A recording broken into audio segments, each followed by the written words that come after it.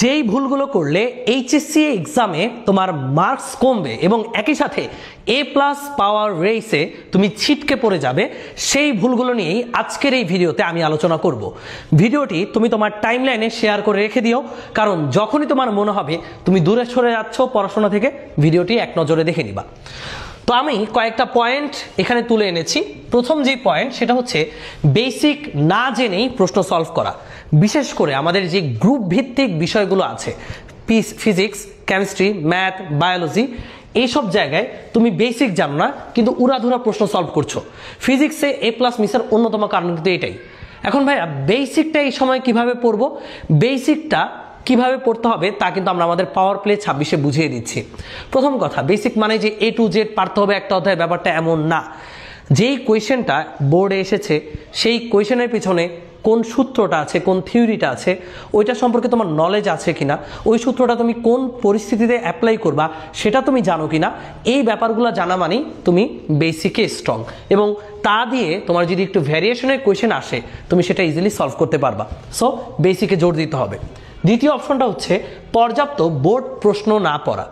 আমরা মনে করি কি জাস্ট বিগত 2 বছরের বোর্ড প্রশ্ন সলভ করলেই হয়ে যাবে, ব্যাপারটা এমন না। 2015 সালে আমি যখন এইচএসসি এক্সাম দেই, বিলিভ মি ভাই, আমি বিগত 10 বছরের বোর্ড প্রশ্ন সলভ করেছি। সো তোমরা কিন্তু এই ব্যাপারগুলোতে অনেক পিছিয়ে আছো, তোমরা ফাঁকিবাজি শিখে গেছো।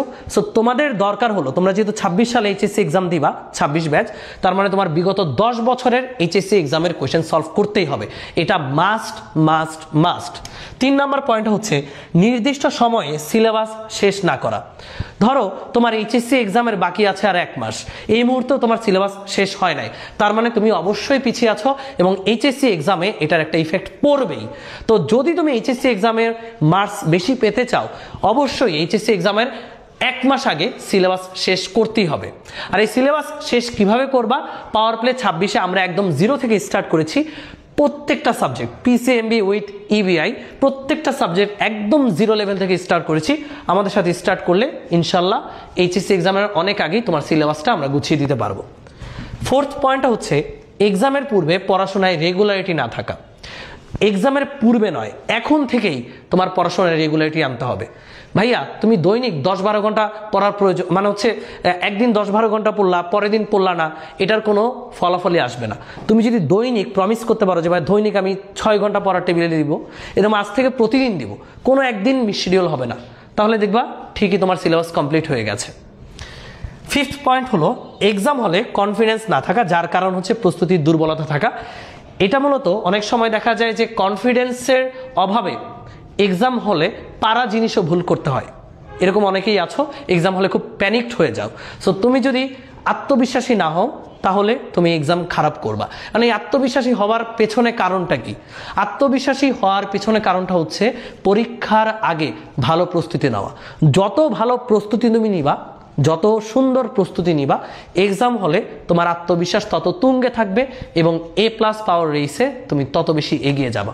সর্বোপরি এই কারণগুলো তুমি যদি ঘটতে না দাও, ইনশাল্লাহ এইচএসসি এক্সামে একটা ভালো রেজাল্ট আসবে।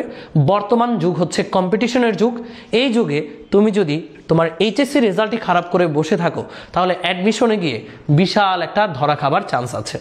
সো আগে সময় থাকতেই সাবধান হয়ে যাও। ইনশাল্লাহ সাবধানতা অবলম্বন করে পড়লে, পরিশ্রম করলে ভালো একটা আউটপুট আসবেই। তোমাদের সাথে দেখা হবে ক্লাসে। আমার এই উপদেশগুলো মেনে রাখার চেষ্টা করো। আল্লাহ হাফেজ।